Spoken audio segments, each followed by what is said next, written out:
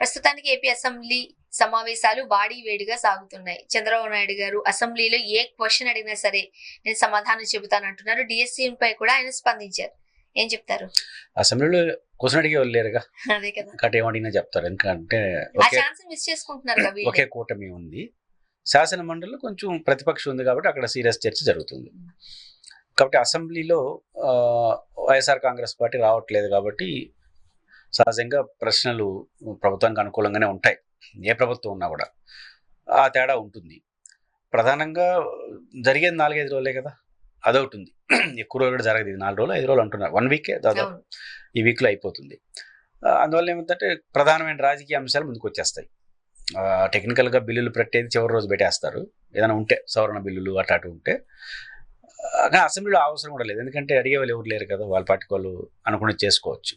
శాసన మండలి వరకు క్వశ్చన్ చేసే పొజిషన్ అక్కడ ఉంటుంది. కాబట్టి చాలా పొలిటికల్గా ఈ రాష్ట్రంలో చాలా సీరియస్గా ఉన్న అంశాలు చర్చకొస్తాయి.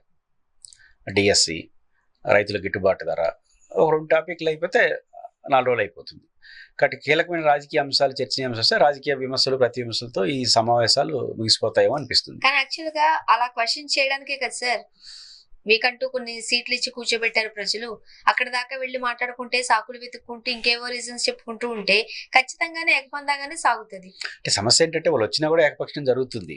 అవసరం సస్పెండ్ చేస్తారు, కొంచెం చర్చ జరుగుతుంది, కొంచెం ఆర్గ్యుమెంట్ అవుతుంది. చేయనివ్వండి, చేయకపోనివ్వండి, వెళ్ళాలనే దాంట్లో రెండో అభిప్రాయం లేదు. వాళ్ళు డిసిషన్ తీసుకున్నారు. జగన్మోహన్ రెడ్డి గారి నాయకత్వంలో వైఎస్ఆర్ కాంగ్రెస్ పార్టీ, వాళ్ళు ఏమి రహస్యం కాదు కదా, వాళ్ళు చెప్తుంది ప్రతిపక్ష హోదా ఇస్తే తప్ప రాలేము. దానికి రీజన్ ఏంటంటే మీరు మైక్ ఇవ్వరు, వచ్చిన లాభమే ఉంది, ఇంత పెద్ద విషయాలు మాట్లాడాలి, ఏకైక ప్రతిపక్షం మాదే, మిమ్మల్ని ఇదే పెంచింది అనేది వారు క్వశ్చన్ సార్. లీగల్గా హైకోర్టుకి వేసారు, హైకోర్టులో పిటిషనర్. టెక్నికల్ ప్రాబ్లం ఏంటంటే 10% ఉండాలని రూల్ ఏం కాదు. ఏది ప్రతిపక్ష హోదా ఇవ్వడానికి రీజన్ 3 పాయింట్లు. ఒక పాయింట్ వచ్చి వేజ్ అండ్ పే, దాంట్లో ఉన్నది ఏంటంటే ఒకటి పొలిటికల్ రైవల్టీగా ఉండాలి, అధికార పక్షానికి భిన్నమైన రాజకీయ నేపథ్యం ఉండాలి, ఉన్న వాటిలో మేజర్ గ్రూప్గా ఉండాలి, స్పీకర్ గుర్తించాలి. ఇంతే ఉంది తప్ప 10% ఉండాలి. 10% సాంప్రదాయంగా మనం పెట్టుకున్నాం, చట్టంలో లేదు. అందువల్ల కోర్టు ద్వారా స్పీకర్ కార్యాలయం నోటీస్ ఇచ్చాడు జగన్, నన్ను ప్రతిపక్ష హోదాని గుర్తించమని చెప్పమని. వీళ్ళ ఇంతవరకు చెప్పలేదు.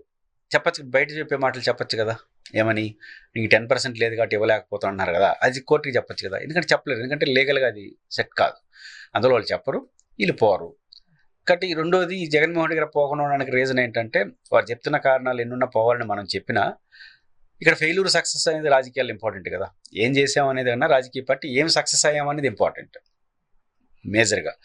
ఆ కోణంలో చూసినప్పుడు ఇప్పుడు ఈ అసెంబ్లీకి పోవడం వల్ల ప్రజల్లో జగన్మోహన్ రెడ్డి గారు తీసుకున్న నిర్ణయం తప్పని మెసేజ్ వెళ్ళింది అనుకోండి, నేచురల్గా భయపడతారు. ఏ పార్టీ ప్రజల్లో వచ్చే ఫీలింగ్స్ ఎవరైనా భయపడతారు, అది రావట్లా. కానీ ప్రజలు ఖచ్చితంగా స్పందిస్తున్నారు సార్ ఈ విషయానికి సంబంధించి. ఒకవేళ నువ్వు అసెంబ్లీకి వెళ్ళిన తర్వాత నీ మైకులు కట్ చేసేసిన, మీకు మైక్స్ ఇవ్వకపోయినా, ఇవన్నీ ప్రజలు గమనిస్తూ ఉంటారు. అది వైసీపీకి ప్లస్ అయ్యే అవకాశాలు ఉన్నాయి. అయినా సరే ప్రజలేమి మాట్లాడలేదు కాబట్టి మా దగ్గర వ్యతిరేకత లేదని ఎట్లా అనుకుంటారు? 2 ఉన్నాయి ఇందులో. ప్రజలంటే మీరు ప్రజలే, నేను ప్రజలే, సాధారణ ప్రజలు ప్రజలే. మనలాంటి ప్రజలు అనుకుంటున్నారు, కొంచెం ఇంటలెక్చువల్ గా ఉండేవాళ్ళు సొసైటీలో. ఏమంటారు ఇప్పుడు వైసీపీ అసెంబ్లీకి వెళ్ళాలి ఖచ్చితంగా అని అంటారా? ఖచ్చితంగా. నేను చెప్పేది మైక్ ఇచ్చినా ఇకపోయినా, అపోజిషన్ ఇచ్చినా ఇకపోయినా, మిమ్మల్ని విమర్శించినా తిట్టినా అవమానించినా వెళ్ళాలనేది మనం చెప్తాం, దాని డౌట్ ఏం లేదు. వెళ్తే ఇంకొంచెం అడ్వాంటేజ్ పరిస్థితుల్లో ఉంటారు. అయితే జగన్మోహన్ రెడ్డి గారు అలా ఎందుకు తీసుకున్నాడు? ఒకటే, అసెంబ్లీకి పోకపోయినా కూడా నేను ప్రజల్లోకి వెళ్తున్నాను. ప్రజలు ఏం కోరుకుంటారు? అసెంబ్లీకి పోవడం ద్వారా ప్రజలు ఏం కోరుకుంటున్నారంటే చట్టం పైన ఏమి చర్చించారో కోరుకోరు, మా సమస్యలు పరిష్కారం అవుతున్నాయా లేవా, ప్రభుత్వం దృష్టికి వెళ్తున్నా లేదని చూస్తారు. అసెంబ్లీ కన్నా ఎఫెక్టివ్గా ఈయన బయట జరుగుతున్నాడు కదా. ఇప్పుడు అసెంబ్లీలో అడిగితే ఏం చర్చిస్తారో తెలియదు, కానీ ఆక్వా రైతులు మనం చాలా సందర్భాలు మాట్లాడినప్పుడు చాలా మల్టిపుల్ ఇష్యూస్ పైన జగన్ గారు ప్రజల్లోకి వెళ్తున్నారు. వెంటనే ప్రభుత్వం స్పందిస్తోంది, అసెంబ్లీకి పోయి అదే చేసి ఈజులు మా దగ్గరకు వస్తున్నాడు కదా అని వెళ్ళిపోతోంది. ప్రభుత్వం అసెంబ్లీ ద్వారా ఒక మంచి సిగ్నల్ ఇచ్చింది అనుకోండి, జగన్ రాలేదు కాబట్టి ఇది కోల్పోయినాం మనం అనుకుంటారు. అట్లాంటి సిగ్నల్ వాళ్ళు ఇవ్వట్లా. కాబట్టి జగన్మోహన్ రెడ్డి గారు ఎట్లా ఇవ్వట్లేదు కాబట్టి వాళ్ళ దారి వాళ్ళది మన దారి మంది అన్నట్టుగా వెళ్ళిపోతున్నాడు. ఇది ఒక ఇంపార్టెంట్ ఇష్యూ ఉంది. ఎనీహౌ జగన్మోహన్ రెడ్డి గారు వెళ్ళినా వెళ్ళకపోవడం ద్వారా వాళ్ళు నష్టమే రావట్లేదు ప్రజలు, పొలిటికల్ అని చెప్పేది. కాబట్టి ఆయన ఆ దారి ఎంచుకున్నాడు, ఇంకా దారి నుంచి మారడు. ఇంకా వాళ్ళు కాలం చాలా గడిపే రాజకీయాలు. సందర్భాల్లో ఎవరు ఏం చెప్పినా జగన్మోహన్ రెడ్డి గారు వినరు, మొండిగా ఉంటారు, తన వైఖరి అంత కాస్త స్టబర్న్ పర్సన్ అంటూ ఉంటారు. కాబట్టి ఇలాంటి సందర్భాల్లో నిజమే అనిపిస్తుందేమో ప్రజలకి. అంటే ఎవరు చెప్పినా వినడం అనేది ఒక ఎవరు చేద్దామని చెప్తారు జగన్కి. పార్టీలో ఉన్న చట్టంలో ఉన్న ముఖ్యులే కదా, ఆయన ప్రతి విషయాన్ని మనలాగా జనంతో మాట్లాడేదానికి కుదరదు. ఆ పర్సనాలిటీకి పార్టీ లీడర్షిప్ చెప్తుంది, మరి వాళ్ళు చెప్పినారా, వాళ్ళు ఏం చెప్పినారు, ఈయనేమన్నారు మనకు తెలియదు. ఎనీహో జగన్మోహన్ రెడ్డి మొండిగా ఉంటాడు, డెసిషన్ తీసుకున్న తర్వాత అనేది క్లియర్. లాభ నష్టాలకు సిద్ధపడే ఓ నిర్ణయం తీసుకుంటాడు. నష్టం అనే పాయింట్ ఎందుకు రాదంటే నా అభిప్రాయం పోవాలని, కానీ అల్టిమేట్గా రాజకీయ పార్టీ లాభ నష్టాలు చూసుకుంటారు. కొన్ని సందర్భాలలో ప్రజాభిష్టానికి అనుకూలంగా వెళితే మంచిదేమో. ప్రజాభిష్టం ఇట్లుంటే జగన్మోహన్ రెడ్డి గారు పోలేదు కాబట్టి డిఎస్సి మీద విచారణ జరపట్లేదు, జగన్మోహన్ రెడ్డి అసెంబ్లీలో పోలేదు కాబట్టి రైతుల విషయం పట్టించుకోవట్లేదు, పోతే బాగుంటుంది అనే వాతావరణం అసెంబ్లీ వచ్చింది అనుకోండి, పోమని చెప్పి జనమే అంటారు. జగన్ పోకపోయినా మా సమస్యలను లైమ్లైట్లో తీసుకొస్తున్నాడు, పర్యటనల ద్వారా, తన పోరాటాల ద్వారా, తన ప్రెస్ మీట్ల ద్వారా. కాబట్టి అడిగిపోతే పోకపోతే ఆడైనా ఉపన్యాసం ఏడైనా ఉపన్యాసం అనే పరిస్థితికి వచ్చారు. ప్రభుత్వం కూడా అసెంబ్లీని, ఈ ప్రభుత్వం కాదు, చాలా రాజుల నుంచి ప్రభుత్వాలు కూడా అసెంబ్లీని ఒకప్పుడు భయం. 10-20 ఏళ్ళ క్రితం అసెంబ్లీ జరుగుతుందంటే ఐఏఎస్ ఆఫీసులు భయపడేవాళ్ళు, ఏ ప్రశ్న ఏమడుగుతారు అని. ఇప్పుడు ప్రశ్న అడిగితే వాడు అపోజిషన్, వాడికి ఏది చెప్పను అనే ద్వారా వచ్చిన తర్వాత ఐఏఎస్లు ఆఫీసర్లు ఏమనుకుంటారు, డెమోక్రటిక్ సిస్టమ్ ఉంది. ఇప్పుడు అది ఉనుంటే ఈ రోజు కూడా జగన్ గారి మీద ప్రజలు వచ్చి ఉండేది. అసెంబ్లీలో పాత రోజులు 10-15 ఏళ్ళ క్రితం ఉన్నాయి కదా ఉమ్మడి ఆంధ్రప్రదేశ్లో, అట్లాంటి వాతావరణం ఇప్పుడు ఉంటే జగన్ గారు ఆ డెసిషన్ తీసుకునేవాడు కాదు. 2 కారణాలు, ఇప్పుడు అన్ని దాడులు అసెంబ్లీలో సాక్షిగా కూడా దాడులు లేకపోతే వాకౌట్లు అయిపోతున్నాయి కాబట్టి, జరగట్లేదు కాబట్టి అది పోతే ఏమో పోకపోతే అనే అభిప్రాయం వచ్చేసారు జనం. దాన్ని పట్టించుకోవట్లేదు. అసెంబ్లీకి పోకపోతే, అసెంబ్లీ జరగకపోతే మాకు లాభం నష్టం అనే దాన్ని బట్టే ప్రజలు 3 ఉంటుంది, ఆ 3 ప్రకారం వాళ్ళు వెళ్తారు. అండ్ మరి ముఖ్యంగా ఫస్ట్ ఫైల్ పైన డిఎస్సీ పైన సైన్ చేసాము అండ్ చాలా తక్కువ డేస్ లోనే మేము కంప్లీట్ చేసాము ఈ ప్రాసెస్ అంతా. ఇది చాలా గర్వంగా చెప్తున్నారు చంద్రబాబు నాయుడు గారు. అఫ్ కోర్స్ దానికి సంబంధించి జరిగిన అక్రమాలకి సంబంధించి కూడా బయట మనం చూస్తున్నాం. అండ్ లోకేష్ గారు స్పందించారు. ఇది ఒక ఇంపార్టెంట్ నోట్ కింద ప్రజలు చూస్తున్నారు. అంటే ఎటువంటి జాబ్ కి సంబంధించి ఎటువంటి ఎగ్జామ్ కండక్ట్ చేయకుండానే మేము ఉద్యోగాలు ఇచ్చాము అంటున్నారు. దాని 2 వర్షన్స్ లో ఎవరి అభిప్రాయాలు వాళ్ళు వ్యక్తం చేస్తున్నారు. ఏమంటారు మీరు? అంటే స్పోర్ట్స్ కోటా పైన ఈరోజు లోకేష్ గారు చెప్తున్న దాట ఏంటంటే, ఎగ్జామ్ అవేమీ లేకుండా స్పోర్ట్స్ సర్టిఫికేట్ ఉంటే చాలు వాళ్ళకి ఉద్యోగం ఇచ్చేస్తారనే విమర్శ వచ్చింది.